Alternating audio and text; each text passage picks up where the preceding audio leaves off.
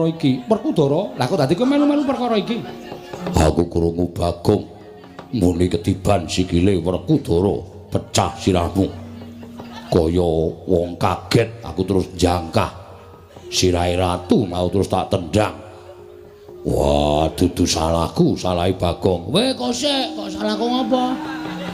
Wong aku ora ngopo-ngopo kok. Aku rakon. Kula mboten kula mboten akon sampean, kula mung muni ketiban sikile Werkudara pecah sirahmu. Aku terus jangkah. Sing muni akon sapa? Aku ora mung ngomong to.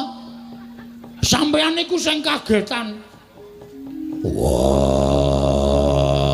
edan. Ora edan iki tenan.